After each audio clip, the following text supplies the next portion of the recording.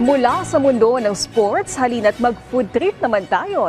Ito'y dahil formal lang iniabot ng Department of Tourism sa mga restaurant at maging sa mga pangmasang kainan sa Cebu ang kanilang plaque ng Michelin Guide. Ang naturang pagkilala mas nakatulong pa para mapataas hindi lang ang kanilang kita, kundi maging ang pagnanais ng mga turista na tikman ang lokal na pagkain ng bansa. Si Jessie Atienza ng PTV Cebu sa sentro ng balita. In behalf of the Department of Tourism, congratulations.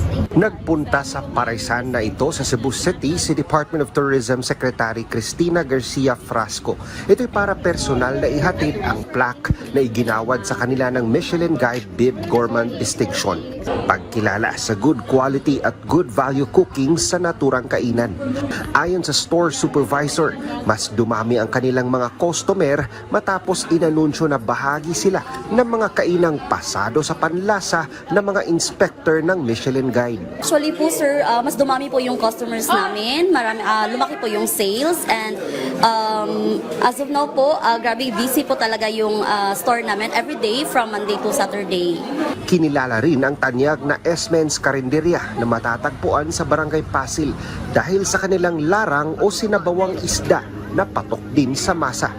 Ayon sa Department of Tourism, patunay lamang ang mga pagkilala sa mga kainan sa Cebu sa pagsisikap ng mga Cebuano na mapalago at mapaangat ang pagkaing lokal.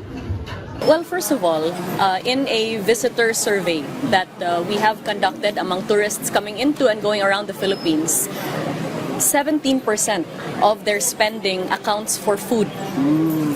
And therefore, we see that food is a driver to bring in tourists and it is a stimulant to the economy because it helps our local communities.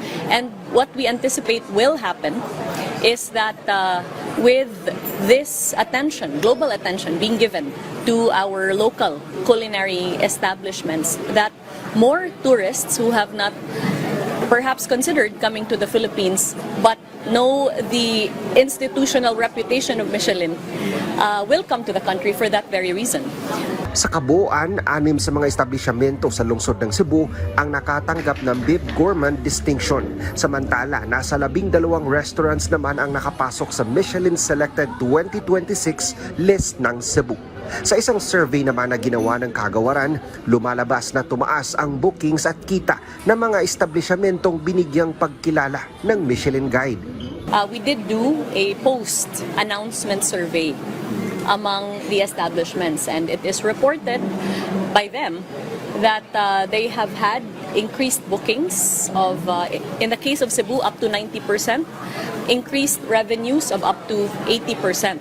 In Manila, they have reported 100% increases in sales as well as bookings. So we're hopeful that these numbers can continue to grow and that business can be sustained. Mula sa PTV Cebu, Jessie Atienza para sa Pambansang TV sa Bagong Pilipinas.